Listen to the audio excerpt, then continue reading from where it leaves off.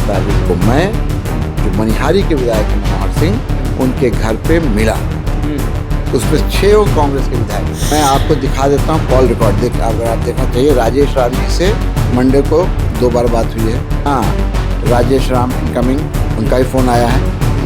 अखिलेश जी सबसे बात हो गई और ये सारी चीज ऑन द रिकॉर्ड है। कोई बोलेगा मैं तो नंगा कर दूंगा। आज के मीर जाफर और आज के जयचंदों ने हम लोगों को हरवाया। कि तुम कौन सी लड़ाई लड़े हैं सुरेंद्र कुशवाहा, कितने बड़े नेता हैं सुरेंद्र कुशवाहा, अगले चुनाव में समझ में आ जाएगा। कोई तो वजह नहीं होगी, वरना यूं ही कोई बेवफा नहीं होता।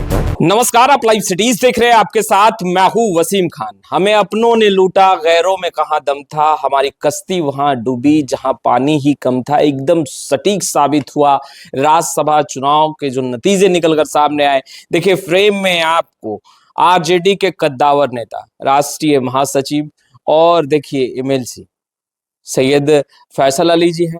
देखिए, खूब पसीना बहाया, खूब दौड़े और जो दल जुड़ने वाले नहीं थे, कयास लगाया जा रहा था कि वो समर्थन देंगे ही नहीं। बेगानी शादी में अब्दुल्ला भी दीवाना हुआ और दीवाना करवाने वाले फैसल जी थे। फैसल जी, जो नतीजे आए कैसे देख रहे हैं, पहले ये बताइए उस नतीजे। देखिए, तारीख गवाह है, इतिहास गवाह है कि हर दौर में, हर समय कालखंड में मीर जाफर और जयचंद हुए हैं। हाँ, तो आज के मीर जाफर और आज के जयचंदों ने हम लोगों को हरवाया।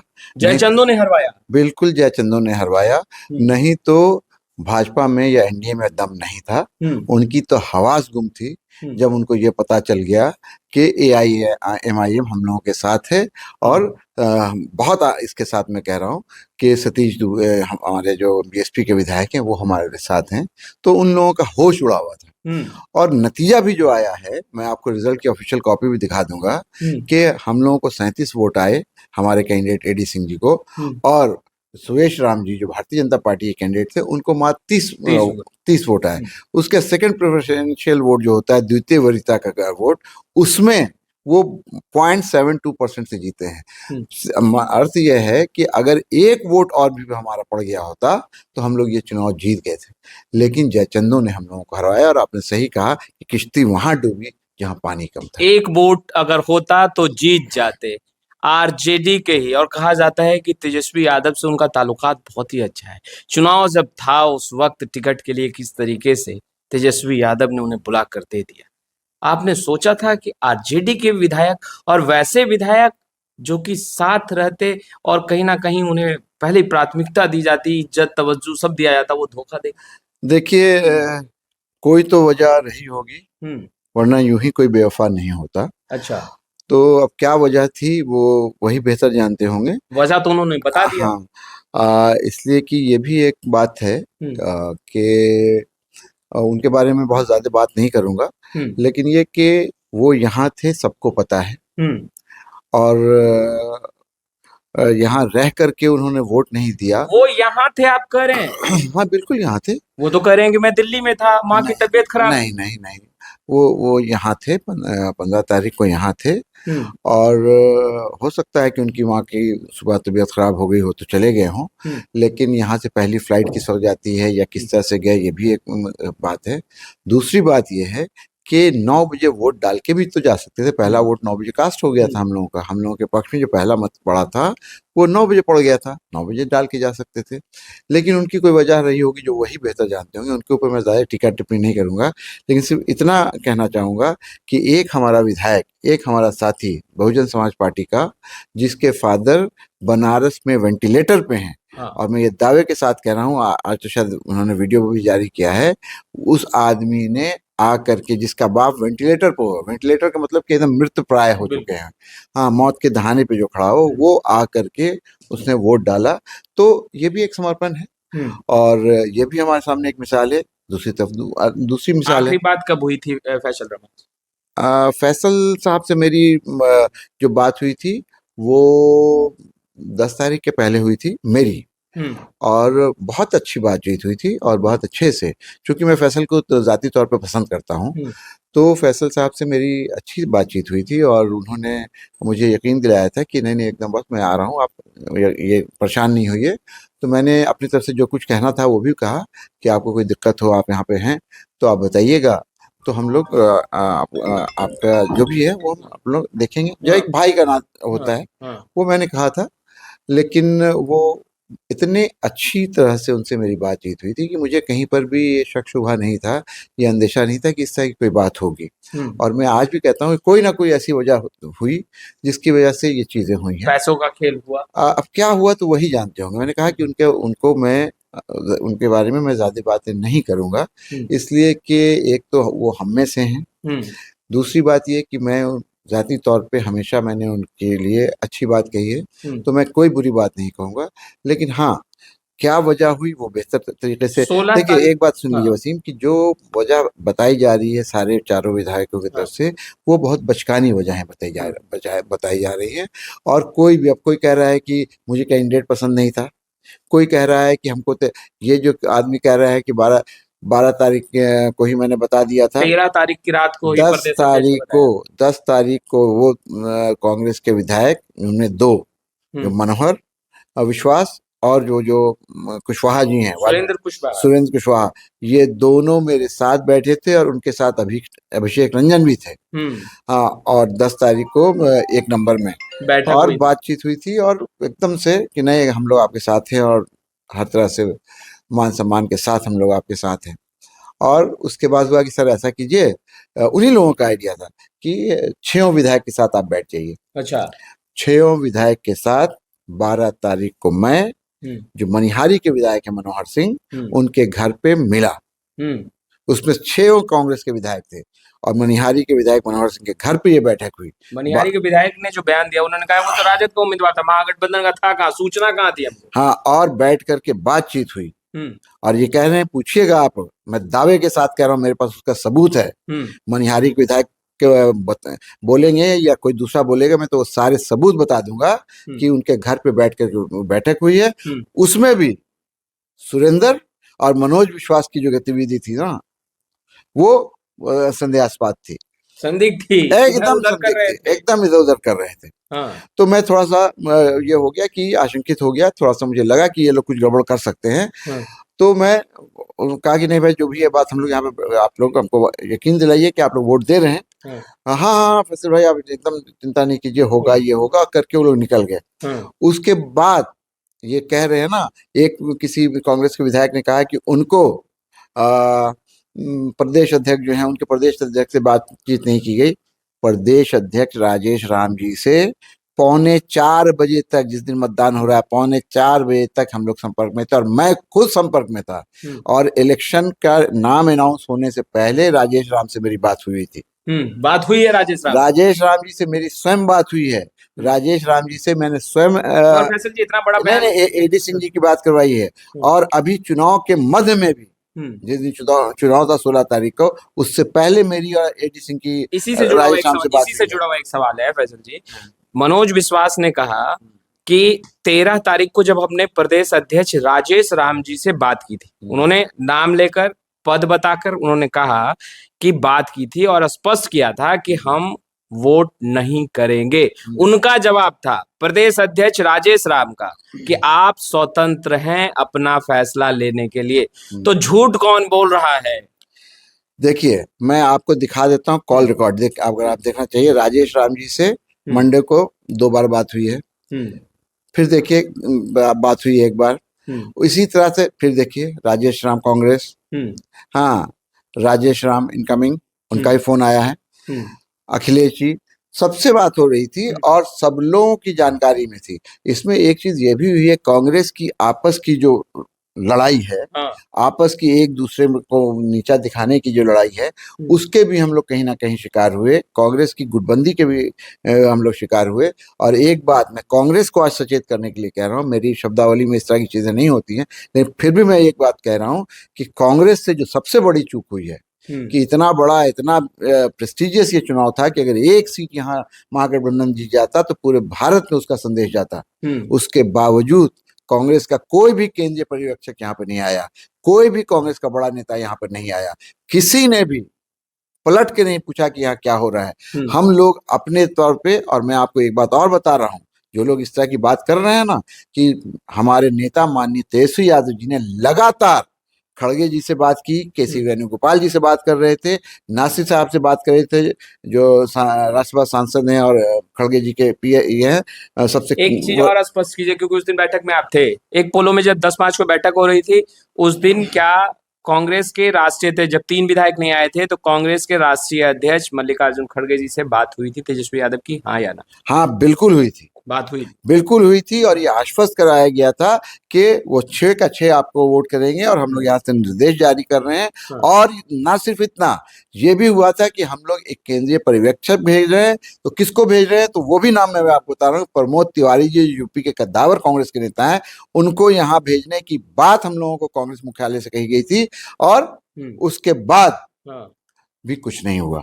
कुछ नहीं हुआ। जब हमने पूछा कि भाई क्या हुआ, क्यों नहीं आए प्रमोद तिवारी जी, क्यों नहीं आ रहे हैं, तो मालूम है कि उनकी बेटी के साथ कोई दिक्कत हुई है, या कुछ स्वास्थ्य का इशू हुआ है, कुछ इस तरह की बात हुई है, इसलिए प्रमोद तिवारी जी नहीं आ पा रहे हैं। लेकिन ये अगर कोई कह रहा है कि कांग्रेस को बताया नहीं गया था, कांग्रेस से दिखाया, तो मैंने आपको दिखा दिया, कॉल रिकॉर्ड है हमारे पास, कॉल डिटेल्स है हमारे पास, कि राजेश राम से कितनी बार बात हुई है। राजेश राम जी बहुत अच्छे से बात कर रहे थे, पूरे सहयोग से बात कर रहे थे, 3:45 बजे तक मुझे आश्वस्त करते रहे। सुनिए, 3:45 बजे तक, जिस दिन वोटिंग हो रही थी, 3:45 बजे तक उन्होंने कहा कि मैं अभी किसी ना किसी तरह से मनोज विश्वास को लेकर के आ रहा हूं, मैं लेकर के आऊंगा, मैं उसका वोट करवा रहा हूं। उसके बाद ये नहीं हुआ। तो ये जिद, और ये सारी चीज ऑन द रिकॉर्ड है, कोई बोलेगा मैं तो नंगा कर दूंगा इन लोगों को। सारा रिकॉर्ड है, सब चीज है। हाँ। इसलिए जो लोग बात कर रहे हैं वो अपने संयम में रहें, अपने इसमें रहें। नहीं तो जब मेरी 12 तारीख को मीटिंग हुई थी, तब से लेके अभी तक एक एक चीज साबित कर दूंगा कि इन लोगों ने किस तरह से धोखा दिया है। और जो भी 4 लोग थे, उन लोगों ने जो किया अपने विवेक से किया, अपनी किसी मजबूरी के तहत किया। अब वो लोग खामोश रहें, इसलिए कि अगर वो ज्यादा बोलेंगे तो वो लोग ज्यादा परेशान होंगे। और उन लोगों की वजह से सिर्फ मैं इतना ही कहूंगा कि ना सिर्फ हमारा कैंडिडेट हारे हैं एडी सिंह जी, बल्कि पूरा महागठबंधन की जो एक का मनोबल है वो टूटा है। और अगर एडी सिंह जीतते तो उसका पूरे देश में संदेश जाता, और ये होता कि हाँ, बिहार में अभी भी इतना दम है कि भाजपा को, एनडीए को हरा सकता है। हॉर्स ट्रेडिंग हुआ, जाहिर सी बात है। इसमें क्या, देखिए एक बात समझ लीजिए कि अगर सारी पार्टी एमआईएम के आने के बाद, और एक जो बसपा का विधायक था उसके आने के बाद, और आदरणीय आईपी गुप्ता जी के आने के बाद, हम लोग पूरे तौर पे 41 की संख्या पे थे, बिल्कुल, तो हमको तो हॉर्स ट्रेडिंग करने की जरूरत नहीं थी। लेकिन एनडीए का जो आंकड़ा था वो 4 कैंडिडेट के बाद बच रहा था 38 का। उनको चाहिए था 3 एक्स्ट्रा वोट, हमको एक भी एक्स्ट्रा वोट नहीं चाहिए था, और उन्होंने वही 3 वोट और 4 वोट को तोड़ करके अपनी जीत सुनिश्चित की। तो आपने उम्मीदवार भी तो गलत दिया। देखिए सुरेंद्र कुशवाहा कह रहे हैं कि उम्मीदवार गलत दिया, भाई अगड़ी जाति से दे दिया, स्वर्ण दे दिया उम्मीदवार, जिसकी लड़ाई शुरू से वो लड़ते रहे। कितनी कौन सी लड़ाई लड़े हैं सुरेंद्र कुशवाहा, कितने बड़े नेता हैं सुरेंद्र कुशवाहा, अगले चुनाव में समझ में आ जाएगा। और चुनाव आप कह रहे हैं कैंडिडेट गलत दिया, वो हमारे वर्तमान सांसद हैं। ये भी लोग कह रहे हैं कौन कहां से ले आए, वर्तमान सांसद हैं। उनका पार्लियामेंट का परफॉर्मेंस जाके देखिए, कि चाहे ऑपरेशन सिंदूर की बात हो, चाहे बिहार को स्पेशल राज देने की बात हो, वो मुखर तरीके से लड़ते रहे हैं, बोलते रहे। नहीं तो मैं ऐसे सांसदों का भी नाम गिना दूंगा जो पूरा का पूरा टर्म 6 साल का की अवधि गुजर गई, एक बार खड़े नहीं हुए। उसमें हर दल के लोग हैं, लेकिन एडी सिंह ने अपनी बात बहुत ही मजबूती से रखी, और वो भी तब जब उनके पीछे ईडी, सीबीआई, ये वो ईडी सब लगी रही, लेकिन कभी उन्होंने अपने मूल्यों से समझौता नहीं किया, और कहा था कि देखिए, मुझे लालू प्रसाद यादव जी ने और तेजस्वी यादव जी ने जो भरोसा करके मुझे पहली बार भेजा है, मैं उस पर कायम रहूंगा, चाहे जो हो जाए। मैं कभी पार्टी के साथ, दल के साथ गद्दारी नहीं करूंगा। और लोग पूछते हैं कौन है, एडी सिंह जी के बारे में जाके पता कर लीजिए, नीरज बाबू का इंटरव्यू सुन लीजिए क्या बोल रहे हैं। तो वो एक बहुत ही सज्जन व्यवसायी हैं, इसमें कोई दो राय नहीं है, लेकिन बहुत ही संयमित पढ़े लिखे व्यक्ति हैं। आखिरी सवाल यह लेंगे हम कि क्या जो दागी हुए विधायक, जो गायब हुए विधायक, जिसने धोखा दिया एन वक्त पे, जिन्होंने नैया डुबा दी, एक्शन लिया जाएगा या फिर जरूरी और मजबूरी? नहीं, देखिए, एक तो ये कि कांग्रेस के कुछ नेताओं से हम लोगों को शिकायत है। कुछ नेता ये कहते रहे कि 6 का 6 वोट आपको मिलेगा, एकदम निश्चिंत रहिए। हाँ साला, एक विधायक इधर उधर नहीं होगा। उसके बाद 3 विधायक उनके भाग गए। दूसरी बात ये कि हमारा एक विधायक हमको वोट नहीं कर पाया, तो ये हम लोगों के लिए भी, जिसको कहते हैं ना कि हम लोगों के लिए भी इंट्रोस्पेक्शन का समय है, कि मंथन का समय है, कि देखें कि ऐसा क्यों हुआ है। और एक बात आपने अभी कहा कि कैंडिडेट गलत था। कैंडिडेट कौन डिसाइड करेगा? पार्टी लीडरशिप डिसाइड करेगी, गठबंधन डिसाइड करेगा। हर एमएलए खड़ा होकर के बोलेगा कि ये एमएलए, ये आदमी हमको हम वोट नहीं देंगे, ये आदमी उस अमुक जाति का है। ऐसे लोकतंत्र नहीं चलता। सबको लेकर के, सबको लेकर, बिल्कुल बिल्कुल सबसे बात हुई थी पहले, सारे लोगों से। और ये देखिए, उनकी तो बात ही मत कीजिए जो हमारे साथ खड़े हुए थे, चाहे आदरणीय दीपांकर, जनता, मैं बता रहा हूँ, बिल्कुल सारे लोग, सारे सबसे बात हुई थी। और 15 तारीख तक लगातार हमारे नेता तेजस्वी यादव जी खड़गे जी से और दूसरे कांग्रेस के वरिष्ठ नेताओं से बात करते रहे हैं। और जो भी घटक दल हैं, सबके नेता 10 तारीख को भी मीटिंग में थे, 12 तारीख को भी मीटिंग में थे, 15 तारीख को जो हम लोगों ने होटल में एक कार्यक्रम मीटिंग रखी थी, उसमें भी थे। तो ये तो सांच को आंच क्या, ये तो सबके सामने जग जाहिर वीडियो है, ये है वो है। लेकिन वो लोग जिन लोगों ने जयचंद होने का काम किया, उन लोगों जो मीर जाफर रहे हमारे कौम के, उन लोगों को जवाब देना चाहिए।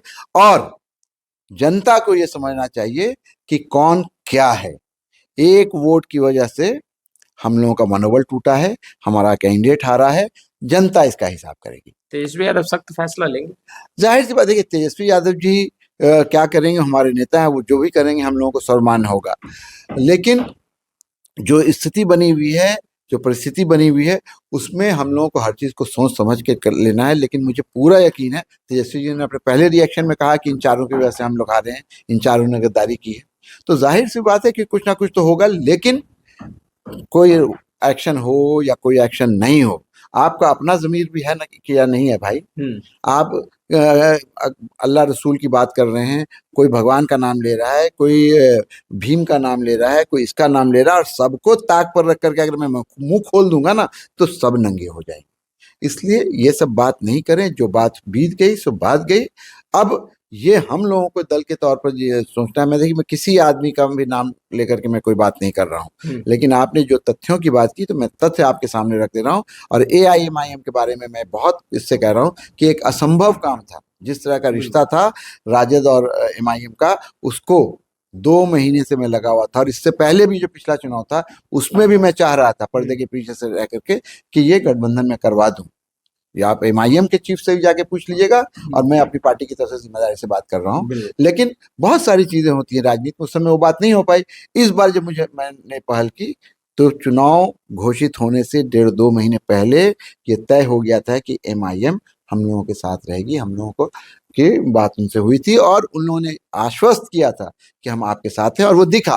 5 विधायकों का मैं शुक्रिया अदा करता हूँ, चाहे वो तौसीफ साहब हों, चाहे सरवर साहब हों, चाहे वो हमारे अख्तर इल्मान साहब हों, जिनकी क़यादत में सारी चीज, सबका मैं शुक्रिया अदा करता हूँ। और उसके बाद हमारा जो दोस्त है, हमारा जो भाई है छोटा सतीश, उसको मैं शुक्रिया अदा करता हूँ कि उसके फादर वेंटिलेटर पर थे, फिर भी उसने अपने लोकतांत्रिक धर्म का निर्वाह किया, जो हमारे 4 विधायक नहीं कर पाए। हम शुरू से ही तमाम तस्वीरें दिखा रहे थे, कवरेज कर रहे थे।